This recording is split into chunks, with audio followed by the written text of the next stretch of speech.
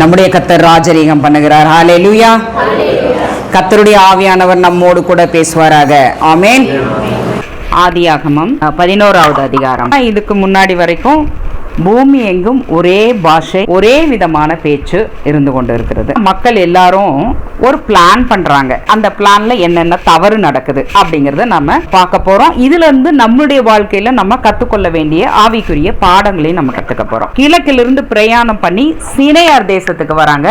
அந்த சினேயார் தேசத்துல ஒரு சமபூமியை கண்டு அங்கே குடியிருக்கிறாங்க. எல்லாருக்குமே ஒரு மனசுல ஒரு எதிர்பார்ப்பு உண்டு. நம்மளுடைய லைஃப்ல மேடு பள்ளம் இல்லாம எப்பவுமே சமமா இருக்கணும் அப்படின்னு நம்ம நினைப்போம். உபத்திரவம் துன்பம் எல்லாம் இல்லாம எப்பொழுதும் சந்தோஷமாவே இருக்கணும்னு நினைப்போம். ஆனால் கிறிஸ்தவ வாழ்க்கை அப்படி இருக்காதுங்கிறது தான் நிதர்சனமான உண்மை. அந்த உண்மையை முதலாவது நம்ம ஏற்றுக்கொள்ள பார்க்கணும். காத் கோத்திரம், ரூபன் கோத்திரம், மனாசையோட பாதி கோத்திரம் யோர்தானுக்கு இப்புறமாவே ஒரு சமவெளியை பார்க்குறாங்க. அப்படியே அந்த சமவெளியை பார்த்த உடனே பச்சை பசேல்னு இருக்குது. ஆடு மாடுகளுக்கெல்லாம் ரொம்ப அருமையான இடம்னு பார்க்குறாங்க. ஆனால் கர்த்தர் வாக்குத்தத்தம் பண்ணின தேசத்துக்குள்ளே போய் காலடி எடுத்து வச்சு அங்கே சுதந்திரிக்காம இவங்க அதுக்கு இந்த பக்கமே தங்க ஆடு மாடுகளுக்கு எது நல்லதுன்னு பார்த்து செட்டில் ஆகுறாங்க. மங்கோலியா தேசத்தில் ஒரு வருஷத்தில் அந்த கடுமையான பொழிவுனால 1.5 கோடிக்கு மேலே ஆடு மாடுகள் எல்லாம் செத்து போயிடுச்சு. கால்நடைகள் இறந்துருக்குது. ஸோ கர்த்தர் காவாராகில் காக்கிறவனுடைய பிரயாசம் எல்லாமே விருதா. ஆடு மாடுகளுக்கு எது நல்லதுன்னு மக்கள் யோசிச்சாங்களே தவிர அந்த 2.5 கோத்திரமும் தங்களுடைய ஆத்துமா அழிந்து போய்விடாதபடிக்கு நான் எங்கே இருந்தால் நல்லது, நான் தேவனுடைய ஆலயத்துக்கிட்ட இருக்கணும், தேவனுடைய வார்த்தைகளை கேட்கணும், ஒவ்வொரு நாளும் தேவனுடைய பிரமாணங்களை போய் நான் ஆலயத்தில் போய் கேட்டு தெரிஞ்சுக்கணும், அதுதான் என்னோட ஆத்மாவை வந்து சத்தியத்திற்குள்ளே நடத்தி கொண்டு போய் தேவனுடைய நித்திய ராஜ்யத்திற்கு நேராக நடத்தி செல்லும். ஸோ இவர்களுக்கு தங்களுடைய ஆத்துமாக்களை குறித்து பெருசாக தெரியல. அங்கே அந்த சமபூமி வந்து தங்களுடைய ஆடு மாடுகளுக்கு நல்லா இருக்குன்னு டிசைட் பண்ணாங்க. ஸோ வாழ்க்கையில் வந்து கிறிஸ்தவ வாழ்க்கையில் என்றைக்குமே சமபூமியாக இருக்கணும்னு நம்ம யோசிக்கக்கூடாது. மேடு பள்ளங்கள் இருக்கலாம். அதான் பவுல் சொல்றார், எனக்கு வாழ்ந்திருக்கவும் தெரியும் தாழ்ந்திருக்கவும் தெரியும் அப்படிங்கிறாரு. அப்படின்னா என்னது? இன்னைக்கு பிரியாணி கத்தர் கொடுத்தாலும் கத்தாவே ஸ்தோத்திரம், அடுத்த நாள் கத்தர் அன்னைக்கு பழைய சாதம் சாப்பிடறதுக்கு ஒரு சந்தர்ப்பம் வருதா, அந்த பழைய சாதத்தையும் கத்தருக்கு ஸ்தோத்திரம் சொல்லி ஆண்டவரே எனக்கு பழைய சாதம் கொடுத்தீங்க உங்களுக்கு நன்றி. அப்ப பிரியாணி சாப்பிட்றப்ப எனக்கு என்ன சந்தோஷம் இருந்ததோ அதே சந்தோஷம் இன்னைக்கு பழைய சாதம் சாப்பிட்றப்பையும் இருக்குது. அப்படின்னா நம்ம கத்தருக்குள் நல்ல மனப்பக்குவத்தில் இருக்கிறோம் அப்படிங்கிறது அர்த்தம். இன்னைக்குமே கிறிஸ்தவ வாழ்க்கையில சமபூமியா இருக்கணும் நம்ம நினைக்கவே கூடாது. ஏற்றத்தாழ்வுகள் இருக்கும், உயர்வு பள்ளங்கள் எல்லாம் வரும். இன்னைக்கு ஒரு நாள் சந்தோஷம் இருக்கும், நாளைக்கு ஒரு நாள் லேசான தென்றல் அடிக்கும், அடுத்த நாள் ஒரு பெரிய சுனாமி வரலாம், அதுக்கப்புறம் மறுபடியும் ஒரு தென்றல் வரலாம், அதுக்கப்புறம் மறுபடியும் ஒரு வேகமான ஒரு காற்று ஒரு தானிய புயல் போல வீசலாம். எல்லாவற்றிலும் ஒன்றுதான் நம்ம தெரிஞ்சுக்கணும், கர்த்தர் நம்மோடு கூட இருக்கிறார். அது மட்டும் இருந்தால் போதும். நமக்கு எவ்வளவு சுனாமிகள் வந்தாலும் சரி, எத்தனை பெருங்காற்று வந்தாலும் சரி, பெருமழை வந்தாலும் சரி, ஒன்று நம்மளை சேதப்படுத்த முடியாது. ஏன்னா சேனைகளின் கர்த்தர் நம்மோடு கூட இருக்கிறார். அவருடைய சத்தத்திற்கு கொந்தளிக்கிற அலைகள் அடங்கும், பெருங்காற்று அடங்கும், எல்லாமே அடங்கிவிடும். அதனால நம்ம எதை குறித்து கவலைப்பட வேண்டியதே இல்லை. நம்ம தைரியமா இருக்கலாம். ஏன்னா கண் மலையின் மீது கட்டப்பட்டிருக்கிறோம், எதுவும் நம்மளை சேதப்படுத்தாது. ஸோ வாழ்க்கை குறித்து ஒரு புரிந்து கொள்ளுதல் தேவை. ரெண்டாவது இதில் நம்ம கற்றுக்கொள்ள வேண்டிய பாடம் என்னன்னா, கொஞ்சம் டெக்னாலஜி அட்வான்ஸ் ஆகுது. அதுக்கு முன்னாடி எல்லாமே டென்ட்டில் தான் குடியிருக்கிறாங்க. அதுக்கப்புறம் போனோம் அப்படின்னா கொஞ்சம் கொஞ்சமாக அவங்க என்ன மண்ணில் வீடு கட்டுறாங்க. அதுக்கு அடுத்தது ஒரு ஸ்டெப்பு, இப்போ அவங்களுக்கு செங்கல் அறுத்து எல்லாம் கட்ட ஆரம்பிக்கிறாங்க. இப்போ இவங்க ஒரு தீர்மானம் எடுக்கிறாங்க. 4வது வசனம், நாம் பூமியின் மீதெங்கும் சிதறி போகாதபடிக்கு நமக்கு ஒரு நகரத்தையும் வானத்தை அளாவும் சிகரமுள்ள ஒரு கோபுரத்தையும் கட்டி நமக்கு பேர் உண்டாக பண்ணுவோம் வாருங்கள் என்று சொல்லிக் கொண்டார்கள். நம்ம எல்லாருமே இந்த இடத்துல சீனேயார் தேசத்திலே இந்த சமபூமியிலே நம்ம எல்லாரும் குடியிருக்கலாம்னு நினைக்கிறாங்க. இதுதான் தப்பு. முதல் டெசிஷன் தப்பு. ஏன்னா ஆண்டவர் ஆதாமையும் ஏவாளுக்கும் சகல அதிகாரத்தையும் ராஜாத்துக்கும் ஆசாரியமான அந்த காரியத்தை அழைப்பை அவங்களுக்கு கொடுத்துட்டு அவர்களை பழுகி பெருகி பூமி முழுவதும் நிரப்பும்படியாக தான் கர்த்தர் ஆசீர்வதித்தார். அதே மாதிரி தான் ஜலப்பிரளயத்தினால இந்த பூமி அவர் நிக்கிரகம் பண்ணின பின்பு பேழை விட்டு வெளியே வந்த உடனே நோவாவையும் அவனுடைய பிள்ளைகளையும் ஆசீர்வதிக்கும் பொழுது கூட கர்த்தர் நீங்க பலுகி பெருகி பூமி முழுவதை நிரப்புங்கள் தான் ஆசீர்வதிக்கிறார். அப்ப அவருடைய ஆசை என்ன? தன் மீது விசுவாசம் கொண்டு இருக்கிற சந்ததி, தன்னுடைய பிரமாணங்களை பின்பற்றி வாழுகின்ற சந்ததி இந்த பூமி எங்கும் பலுகி பெருகி நிரப்பப்படணுங்கிறது தான் தேவனுடைய சித்தம். அப்ப இவங்க தேவனுடைய சித்தத்துக்கு விரோதமாகவே இவங்க முதல்ல ஒரு முடிவெடுக்கிறாங்க. என்னது? நம்ம எங்கேயும் போவோம், எல்லாரும் ஒன்னா இருக்கலாம் அப்படின்னு. வேதத்துல 2 எக்ஸாம்பிள் பார்க்கலாம். ஆண்டவர் மத்தேயு 17வது அதிகாரத்தில் பார்த்தோம்னா, ஆண்டவர் இயேசு தன்னுடைய சீஷர்கள் 3 பேர், பேதுரு, யாக்கோபு, யோவான், இவங்க 3 பேத்தையும் கூட்டிட்டு ஒரு உயர்ந்த மலையின் மேல போய் அவர்களுக்கு முன்பாக அவர் மறுரூபமாகிறார். அவருடைய முகம் சூரியனை போல பிரகாசிக்கிறது, அவருடைய வஸ்திரம் அப்படியே வெளிச்சத்தை போல அப்படியே வெண்மையாகிறது. அப்போ மோசேயும் எலியாவும் அவரோட கூட பேசுகிறவர்களாக அவர்களுக்கு காணப்பட்டார்கள். என்ன பேசுறாங்க? இப்ப கர்த்தர் ஒரு பெரிய பாடுகளை கடந்து போக போறார். என்னது? பிதாவாகிய தேவன் நம்முடைய பாவங்களுக்காக, நம்முடைய சாபங்களுக்காக அவர் என்ன பண்ண போறாரு? சிலுவையில ஒப்பு கொடுக்க போகிறார். சோ அதை கடந்து போக வேண்டிய சூழ்நிலைக்கு முன்னாடி தான் இந்த சம்பவம் நடக்குது. இப்ப என்னது? அவரோட மனசுல எவ்வளவோ ஒரு பாரம் இருக்கு. அவர் பாவம் செய்யல, ஆனா நமக்காக அவர் தன்னை பாவமாக ஒப்பு கொடுக்க போகிறார். இப்ப என்ன பண்றாங்க? மோசேவும் எலியாவும் அவரோடு கூட பேசுகிறவர்களா காணப்படுகிறார். ஏன்? ஆதியாகமத்திலிருந்து எத்தனையோ பரிசுத்தவான்கள் இந்த பூமியில வாழ்ந்திருக்கிறாங்க. ஆனா ஏன் மோசேவும் எலியாவும் மட்டுமே அந்த இடத்துல அவரோட கூட பேசுகிறவர்களா காணப்பட்டார்களா? அதற்கு காரணம் இருக்கு. எலியா தேவனுடைய ஜனங்கள் 2 நினைவுகளாக குந்தி குந்தி நடந்துட்டு இருக்கிறாங்க. அவர்களை தேவனுக்கு நேராக அவருடைய இருதயத்தை திருப்பும்படியாக வானத்தில் இருந்து அக்னியை இறக்கும்படியாக கர்த்தரிடத்தில் ஜெபித்து சேனைகளின் கர்த்தரே மெய்யான தெய்வம் என்று ப்ரூவ் பண்ணி அந்த தேவனுடைய ஜனங்களுடைய இருதயத்தை கர்த்தருக்கு நேராக திருப்பினான். அது தேவனுடைய தேவையா இருந்தது. அவன் கர்த்தருடைய தேவையை நிறைவேற்றினான். அந்த கர்த்தருடைய சித்தத்தை நிறைவேற்றினதுக்காக ஏசபேல் 24 மணி நேரம் கெடு வைக்கிறார். எலியாக்கு ஒரு கெடு, நாளைக்கு நேரத்துக்குள்ள அந்த எலியாவை நான் சாகடிக்கிறேன்னு சொல்லி சொல்றா. இப்ப அவன் அப்படியே ஓடி போறான் வனாந்தரத்துக்கு. ஒரு சூறை செடியின் கீழே போய் படுத்துக்கிட்டான். கர்த்தர்ட்ட சொல்றான், போதும், என்னுடைய பிதாக்களை காட்டிலும் நான் நல்லவன் அல்ல, நீங்க என்னை எடுத்துக்கோங்க ஆண்டவரே, நான் சாக விரும்புறேன்னு சொல்லிட்டு போய் என்ன சொல்றான்? சூறை செடியின் கீழே போய் படுத்துக் கொள்ளுகிறான். சோ ஒரு மரணத்திற்கு ஏதுவான ஒரு வியாகுலத்தை எலியா அனுபவித்தவன். அடுத்தது மோசேவுடைய பாரம் பார்த்தோம்னா, பழைய ஏற்பாட்டு காலத்துல இந்த இஸ்ரவேல் ஜனங்களை எகிப்தின் அடிமைத்தனத்திலிருந்து அவர் வாக்குத்தத்தம் பண்ணின கானான் தேசத்திற்கு அழைத்து செல்லி போகின்ற காரியத்துல பாட்டு மோசேவுது, 2வது பாட்டு யோசுவாவுது. மோசேவுடைய பாட் இயேசுவை போல வாழ்க்கையில முதல்ல ரட்சிப்புக்குண்டான காரியங்கள் எல்லாமே தேவனுடைய வார்த்தை எல்லாமே ஆண்டவர் இயேசுடைய பாட். அடுத்தது தொடர்ந்து பரிசுத்த ஆவியின் அபிஷேகத்தை பெற்றதுக்கு அப்புறம் சகல சத்தியத்திற்குள்ளும் நம்மளை நேர்த்தியாய் நடத்தி செல்லக்கூடிய பாட் ஆவியானவருடையது. பரம கானானுக்கு நேராக இவர்கள் 2 பேருமே நம்முடைய கிறிஸ்தவ வாழ்க்கையில பங்கெடுத்துக்கிறாங்க. அதே போல அங்க மோசேவும் யோசுவாவும் பங்கெடுத்துக்கிறாங்க. மோசேவுடைய பாட்டு பார்த்தோம்னா, இத்தனை லட்சம் ஜனங்களும் ஒவ்வொரு காரியத்துக்கும் இவனை பிடிச்சி நெருக்குவாங்க. யோசுவாவோட பாட்டு இவனுடைய காரியங்கள் முடிஞ்சதுக்கு அப்புறம் தான் யோசுவா பிக்சர்ல வரான். எல்லாவற்றையும் லீடர்ஷிப்க்கு அப்பதான் வரான். ஆனா அதுக்குள்ள நிறைய காரியங்கள் இவங்களை கடந்து கிட்டத்தட்ட அவங்க கானான் தேசத்துக்கு முன்னாடி வரைக்கும் வந்துட்டாங்க. கர்த்தர் இந்த மோசே இவ்வளவு அந்த ஜனங்களுக்காக பிரயாசப்பட்டு அந்த ஒரே ஒரு காரியத்துல அவன் கண்மலையின் விஷயத்துல பதறி போய் கண்மலையோடு பேசுவதற்கு பதிலாக 2 முறை அடித்ததுனால கர்த்தர் என்ன பண்ணிட்டாரு? என்னுடைய நாமத்தை நீ பரிசுத்தப்படுத்த தவறினதுனால நீ கானான் தேசத்துக்குள் பிரவேசிப்பதில்லைன்னு சொல்லிட்டார். ஸோ இப்படியாக அந்த பாட்டு அவரோட மோசையோட பாட்டு அங்கே முடியுது. அப்போ இத்தனை லட்சம் ஜனங்களும் ஒவ்வொரு சூழ்நிலைக்கும் மோசைக்கு விரோதமாக வந்து முறுமுறுக்கிறாங்க. ஏன்னா இவன் தான் அழைச்சிட்டு வந்த மாதிரி இவனை கர்த்தர் கூட்டிட்டு போகும்படியாக அந்த ஊழியத்தை கர்த்தர் மோசைக்கு கொடுக்குறாரு. ஆனால் இவங்க என்ன சொல்றாங்க? எங்களை அங்கிருந்து நீ கூட்டிட்டு வந்து இப்படி கஷ்டப்படுத்துறியா? எங்களுக்கு தண்ணி இல்லையே, எங்களுக்கு சாப்பாடு இல்லையே, எங்களுக்கு இறைச்சி இல்லையே, இந்த மண்ணாவை சாப்பிட்டு சாப்பிட்டு போர் அடிக்குதே. இப்படி இந்த ஜனங்கள் அவனுக்கு பல நெருக்கத்தை கொடுக்குறா. ஒரு ஸ்டேஜில் போய் அவன் கர்த்தர்கிட்ட சொல்றா, என்ன சொல்றா தெரியுமா? இத்தனை லட்சம் ஜனங்களையும் நான் இப்படியே நீ தோளின் மேல போய் இப்படி சுமந்து கொண்டு போறதுக்கு நான் என்ன இவங்களுக்கு தகப்பனா, நான் இவங்களை பெற்றனா அப்படின்னு போய் கர்த்தர்கிட்ட போய் புலம்புகிறான். அவ்வளவு வேதனை வெளிப்பு. ஒவ்வொரு முறையும் கர்த்தர் இவர்களை அழிக்க சித்தமாகும் பொழுதெல்லாம் இவர்களுக்காக பரிந்து பேசுகிறான். கத்துட்ட நீங்க என் ஜீவ புஸ்தகத்திலிருந்து கூட என் பேரை கிறுக்கி போட்டுருங்க, ஆனா இத்தனை லட்சம் ஜனங்களை ஒரு மனுஷனை அழிப்பது போல நீர் அழிப்பீரோ?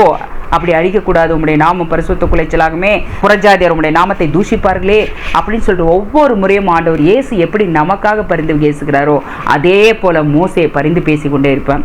அதே பாருங்க, இன்னொரு பக்கம் யோசுவாவை பாருங்க, அவன் தப்பு பண்றான், சாபத்தீரானதில் எடுத்துக்கொண்டான், அவனை அழிக்காதபடிக்கு யோசுவா பரிந்து பேசவே இல்லை. அதுதான் இயேசுவுக்கும் ஆவியானவருக்கும் இருக்கிற வித்தியாசம்.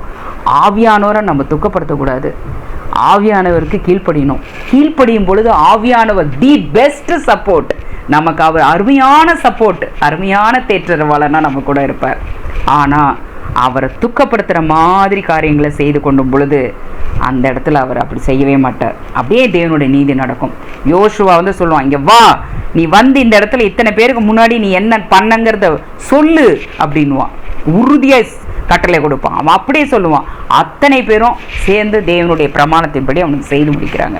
ஸோ அது அந்த இடத்துல யோசுவாவுக்கு பரிசுத்த ஆவியானவருடைய சுபாவங்களின்படி அவன் போவான். இந்த இடத்துல மோசே எல்லாத்துக்காக பாரப்பட்டு கத்தர்கிட்ட போய் கதறுவான். அந்த பாரத்தை இவன் அனுபவிச்சதுனால மோசேயும் எலியாவும் சேர்ந்து இன்னைக்கு ஆண்டவர் இயேசு ஒரு ஃபைனல் பார்ட்டுக்கு நிற்க போறார். அந்த பாட்டில் நாங்களும் ஒரு காலகட்டத்தில் இந்த ஜனங்களுக்காக இப்படிப்பட்ட பாடுகளை எல்லாம் நாங்கள் அனுபவிச்சோங்கப்பா, எவ்வளவோ வியாகுலங்கள் அனுபவித்தோம், எவ்வளவோ எங்களோடெல்லாம் தர்க்கங்கள் பண்ணினாங்க, இப்படியெல்லாம் எங்களுக்கு கஷ்டத்தை கொடுத்தாங்க, ஆனாலும் எல்லாவற்றையும் நாங்கள் கடந்து தேவ சித்தத்தை நிறைவேற்றி முடித்தோம் அப்படின்னு சொல்லிட்டு ஆண்டவர் இயேசுவோடு கூட அவர்கள் தங்களுடைய காரியங்களை சம்பாஷிக்கிறார்கள். இந்த இடத்துல பார்த்தோன்னே பேதுருக்கு ஒரு ஐடியா தோணுது பாருங்க. உடனே இயேசுகிட்ட என்ன சொல்றாரு, ஆண்டவரே நம்ம இங்கேயே இருந்துடலாமே, உமக்கு சித்தமானால் உமக்கு ஒரு கூடாரம், மோசேக்கு ஒரு கூடாரம், எலியாவுக்கு ஒரு கூடாரம், 3 கூடாரங்களையும் போட்டுட்டு இங்கே உட்காந்துடலாமேன்னு பேதுரு சொல்றார் இல்லையா?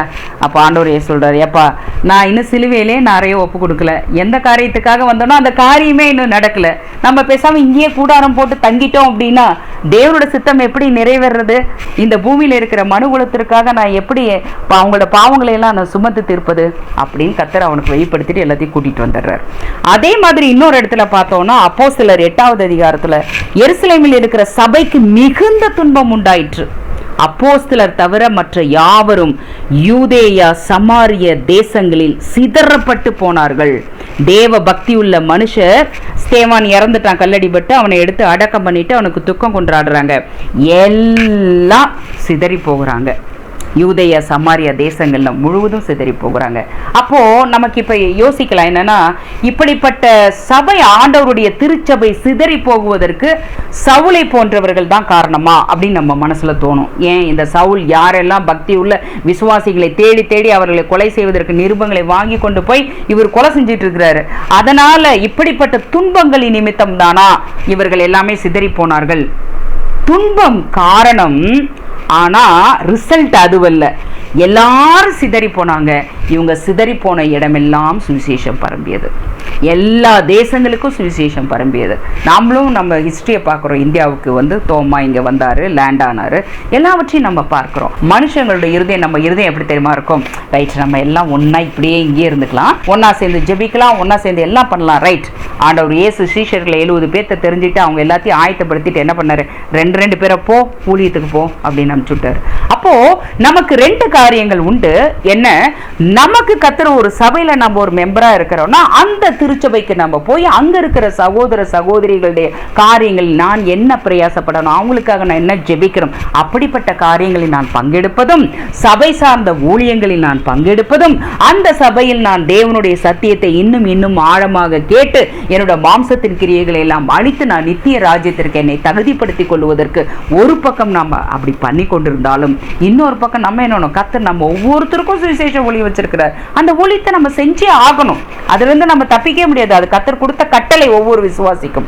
அப்ப கர்த்தர் இவர்களை சிதறி போவதற்கு ஒரு துன்பத்தை அனுமதிக்கிறாரு. அது நலமான காரியம். நமக்கு அப்பொழுதுக்கு துன்பம் வரும்பொழுது ஐயோ துன்பம் வருதே, சபைக்கு இப்படி ஒரு துன்பத்துக்கு கர்த்தர் ஒப்பு கொடுக்கிறாரே அப்படின்னு தோணும். அது ஒரு நன்மையான நோக்கத்துக்காக. அவருடைய ராஜ்யம் அந்த ஒரு இடத்துல எருசலேம்ல இருந்தா மட்டும் பத்தாது. அந்த இஸ்ரவேல் தேசத்துக்குள்ள மட்டும் இருந்தா பத்தாது, அவருடைய ராஜ்யம் இந்த பூமி எங்கும் விஸ்தாரமாக்கப்படணும். விசுவாசம் உள்ள சந்ததி பழுகி பெருகணும். இதுதான் தேவனுடைய சித்தம். இந்த சித்தத்தை அன்னைக்கு அந்த ஜனங்க உணராம என்ன நினைக்கிறாங்க, நம்ம இங்கே எல்லாரும் ஒன்னா இருந்துடலாம் அப்படின்னு நினைக்கிறாங்க. அடுத்தது, நம்ம ஒவ்வொரு காரியத்திலும் கர்த்தர் நம்ம கிட்ட ஒன்று எதிர்பார்க்கிறாரு. என்ன தெரியுமா? நம்ம அவர்கிட்ட விசாரித்து செய்யணும்னு ஆண்டவர் எதிர்பார்க்குறார். அது அவருடைய ஆசை. இப்போ நம்ம பிள்ளைங்க போகிறாங்க, ஸ்கூலுக்கு படிக்க அனுப்புகிறோம். அவங்க போகும் பொழுது சரி, அங்கே ஒரு டிராயிங் காம்படிஷனில் பார்ட்டிசிபேட் பண்ணலாம், ஒரு ஸ்பீச் காம்படிஷனில் பார்ட்டிசிபேட் பண்ணலாம். அந்த பிள்ளைங்க ஒவ்வொரு விஷயத்தையும் நம்மளோட ஷேர் பண்ணுறப்ப நமக்கு சந்தோஷமாக இருக்கா இல்லையா? அம்மா, நான் டிராயிங் காம்படிஷனில் என் பேர் கொடுத்துருக்குறேம்மா அப்படின்னு ஷேர் பண்ணுறப்ப நம்ம கர்த்தரும் கூட இருப்பார்மா, நான் ப்ரே பண்ணிக்கிறேன், நீ இது போய் தைரியமாக பர்ஃபார்ம் பண்ணிட்டு வா அப்படின்னு நம்ம அவங்கள வாழ்க்கை அனுப்புகிறோம். என்ன ஒரு ஸ்போர்ட்ஸுக்கு போகிறாங்க, எதுக்கு போகிறாங்க, எக்ஸாமுக்கு போகிறாங்க, எல்லாத்துக்கும் என்ன பண்ணுறோம்? God is with you. கர்த்தர் உன் கூட இருப்பார், தைரியமா போ, கர்த்தர் உன்னை போக்கலும் வருத்தனும் பாதுகாத்துக் கொள்வார் அப்படி சொல்றான். ஆனால் அவங்க ஒவ்வொன்றையும் ஷேர் பண்றப்ப நமக்கு ஒரு சந்தோஷமா இருக்கா இல்லையா? ஆனால் அதே புள்ள ஸ்கூலுக்கு போகுது, காலேஜுக்கு போகுது, ஒண்ணுமே நம்ம கிட்ட ஷேர் பண்ணலன்னா நம்ம மனசு எவ்வளோ பரிதபிக்குது. இந்த பிள்ளை ஒண்ணுமே என்கிட்ட மன திறந்து பேச மாட்டேங்கிறாளே அப்படின்னு நமக்கு தோணுதா இல்லையா? அதே தானங்க, நம்ம அவருடைய சாயலாகவும் ரூபமாக சிருஷ்டிக்கப்பட்ட மக்கள் தானே. அப்போ அவருக்கு நம்ம கிட்ட என்ன எதிர்பார்ப்பு இருக்கு? நம்ம எதையும் ஒரு சின்ன கடுகள விஷயமா இருந்தாலும் சரி, மலையாள விஷயமா இருந்தாலும் சரி, எல்லாவற்றையும் அவரிடத்துல முதல்ல விசாரித்து கேட்டு, அப்பா நான் செய்யட்டா அப்படின்னு இவங்க கேட்கணும். அதை கர்த்தர் கேட்க எதிர்பார்க்கிறார். ஒவ்வொன்றையும் விசாரிக்கணும்னு எதிர்பார்க்கிறார். தேவ சித்தம் என்ன? நம்ம ஒரே இடத்துல இருக்கலாமா, இங்க இருக்கலாமா, அதை விசாரிக்கல. ஒரு நகரத்தை கட்டலாம்னு நினைக்கிற ஆண்டவரே, வானத்தை எல்லாவும் சிகரமுள்ள ஒரு கோபுரத்தையும் கட்டலாம்னு நினைக்கிற ஆண்டவரே, நாங்க கட்டுறது உமக்கு சித்தம் தானா அப்படின்னு சொல்லிட்டு விசாரிக்கல. நம்ம லைஃப்ல இந்த தப்பை பண்ணக்கூடாது. எதா இருந்தாலும் சரி, ஆரம்பிக்கிறதுக்கு முன்னாடி கர்த்தர்ட்ட விசாரிக்கணும். அடுத்து ஒரு காரியம் இவங்க என்ன தெரியுமா பண்றாங்க? நமக்கு பேர் உண்டாக பண்ணுவோம் வாருங்கள் அப்படின்னு நினைக்கிறாங்க. பாருங்க, நமக்கு எவ்வளவுதான் கர்த்தர் திறமைகள் கொடுத்துருக்கட்டும், எவ்வளவோ நம்ம வாழ்க்கையில் நம்ம சாதிச்சிருக்கலாம், கர்த்தரிடத்துல ஒரு சுபாவம் உண்டு, மகிமையை தேடி அவர் நியாயம் விசாரிக்கிறவர். ஆண்டவர் இயேசுவ நல்ல போதகர்னு ஒருத்தர் சொன்னவனே ஆண்டவர் என்ன சொல்றாரு? என்னையே நீ நல்லவன் சொல்ற? பிதா ஒருவரை தவிர நல்லவர் இல்லையே. அவர் பாவம் செய்யல, ஆனா நமக்காக அவர் பாவம் ஆக போறாரே, அதனால அவர் தன்னை நல்லவன் சொல்றது கூட ஒத்துக்கல. அப்ப மகிமை எப்பொழுதுமே கர்த்தருக்கு தான் போகணும். நம்ம கிட்ட கர்த்தருடைய கிருபையில ஒரு சில நல்ல விஷயங்கள் இருந்து ஒருத்தர் பாராட்டினா கூட அந்த பாராட்டுதலை நம்ம அசெப்ட் பண்ணிக்கவே கூடாது. நம்ம சமைச்சோம், இன்னைக்கு ஒரு சமையல் நல்லா இருக்கு, புள்ள பாராட்டுறாமா, சூப்பர்மா, கர்த்தருக்கே மகிமை. பாட்டு பாடுறோம், பாட்டு நல்லா இருக்கு அப்படின்னு சொல்றாங்களா, கர்த்தருக்கே மகிமை. நிறைய ஊழியக்காரர்கள் 30, 40, 50 வருஷங்கள் தொடர்ந்து கர்த்தருக்குள்ள அந்த ஆவியானோட வழிநடத்தின்படி ஊழியம் செய்து கொண்டிருக்கிறவர்களை பார்க்கிறோம். ஆனா மகிமையை தாங்கள் தேடிக்கொள்ளவே மாட்டாங்க. அதே சிலரை பார்த்திருக்கோம், மகிமையை தங்களுடைய பேருக்கு தேடிக்கொள்வார்கள். அப்படி மகிமையை உண்டாக்குறதுக்காகவே சிலரை ஏற்படுத்துவாங்க. இப்படி வந்து நீங்க சொல்லுங்கன்னு சொல்லியே ஏற்படுத்துற ஊழியக்காரங்களும் உண்டு. அப்படியும் இருக்கிறாங்க. கர்த்தர் மகிமை தேடி நியாயம் விசாரிக்க. நம்ம எப்பவுமே மகிமையை நாம் எடுத்துக்கவே கூடாது. யாராச்சும் தெரியாம அப்படி சொன்னாங்கன்னா கூட, புகழ்ந்துட்டாங்கன்னா கூட, மகிமையை நம்ம கர்த்தருக்கு செலுத்தி நம்மளை காப்பாத்திக்க தான் நம்ம பார்க்கணும். இந்த இடத்துல இவங்க என்ன நினைக்கிறாங்க? எங்களுக்கு பேர் உண்டாக பண்ணுவோம் வாருங்கள் அப்படிங்கிறாங்க. இப்ப கர்த்தர் என்ன பண்றாரு? இதை பார்க்கறதுக்கு கர்த்தர் வானத்திலிருந்து பூமிக்கு இறங்கி வர்றார். இவங்க எல்லாம் ஒரே கூட்டமா இருக்காங்க, இவங்களுக்கு ஒரே பாஷையா இருக்கு. ஒருத்தர் பேசுறது இன்னொருத்தருக்கு புரியறதுனால தான் என் சித்தத்தையே இவங்க புரிஞ்சுக்காம, என் திட்டத்தின்படி இருக்காம, இவங்க தங்களுக்குள்ள ஒரு சுயமான ஒரு பிளானை போட்டு திட்டம் போட்டு எல்லாம் பண்ணிக்கிட்டு உட்கார்ந்துட்டு இருக்கிறாங்க அப்படின்னு சொல்லிட்டு இப்பொழுதும் தாங்கள் செய்ய நினைத்தது தடைபடாதுன்னு நினைக்கிறாங்க. நம்ம ஒன்று நினைச்சுக்கணும், நம்ம ஒரு காரியத்தை ஆரம்பிக்கிறோம், முடிக்கிறோம்னா கர்த்தருடைய கிருபை இல்லைன்னா முடியாது. விசுவாசத்தை துவக்குகிறோம் அவரே, விசுவாசத்தை முடிக்கிறவரும் அவரே, அல்பாவும் அவரே, ஒமேகாவும் அவரே. கிறிஸ்தவ வாழ்க்கையின் ஆரம்பத்திலிருந்து முடிவு வரைக்கும் அவர் நம்ம கூட இருந்தால் மட்டும்தான் அது சாத்தியமாகும், கிறிஸ்தவ வாழ்க்கையோட சக்சஸ். அப்போ இங்க இருக்கிற ஜனங்களுக்கு என்னது? அவங்க தங்களுடைய புய பலம் பராக்கிரமத்தின் மேல, தங்க அறிவு மேல, தங்களுடைய திறமை மேல அவங்களுக்கு ஒரு பயங்கர கான்ஃபிடன்ஸ், நம்பிக்கை. என்னது? நம்ம வானலாவு கோபுரத்தை கட்டியே தருவோம், அதை யாராலையும் தடுக்க முடியாதுன்னு நினைக்கிறாங்க. கர்த்தர் சொல்றாரு, நான் வரேன் அப்படின்னு சொல்லிட்டு இப்போ அவர் இறங்கி என்ன பண்றாரு? எல்லாத்தையும் பிடிச்சிட்டாரு. என்ன பண்ணாரு? பாஷைகளை தாறுமாறாக்கினார். ஒருத்தர் பேசுறது இன்னொருத்தருக்கு புரியல. அங்க எவ்வளவு பேர் இருந்தாங்கன்னு அந்த இடத்துல தொகை மென்ஷன் பண்ணப்படலை. ஆனா இன்றைக்கு பூமியில லட்சக்கணக்கான பாஷைகள் பேசப்பட்டு கொண்டு வருகிறது. அந்த சம்பவத்துல தான் கர்த்தர் பாஷைகளை தாறுமாறாக்கின உடனே பூமி எங்கும் சிதறி போயிட்டாங்க. பூமியின் மீது எங்கும் சிதறி போக பண்ணினார். நகரம் கட்டுகிறதை விட்டுட்டாங்க. ஏன்னா ஒருத்தர் பேசுறது இன்னொருத்தருக்கு புரியலன்னா என்ன போய் வேலை செய்ய முடியும்? ஒன்றா சேர்ந்து ஒரு வேலையும் செய்ய முடியாது. அப்படியே விட்டுட்டு போயிட்டாங்க. ஸோ இதுலேருந்து நம்ம கற்றுக்க வேண்டிய பாடங்கள் இதுதான். தேவனுடைய சித்தம் என்ன? அதை நம்ம விசாரிக்கணும். நம்ம எதை செஞ்சாலும் நம்மளுடைய சுய பலத்தில் சாதிக்க முடியாதுன்னு புரிஞ்சுடு. நானே இல்லாமல் உங்களால் ஒன்றும் செய்யவும் கூடாது அப்படின்னு ஆண்டவர் இயேசு சொல்றார். அவர் இல்லாமல் நம்மளால் ஒரு மூச்சு கூட விட முடியாது. அவருடைய கிருபை தான் நம்மளை நடத்தி கொண்டு வருகிறது. மகிமை முழுவதையும் அவருக்கு செலுத்தணும்.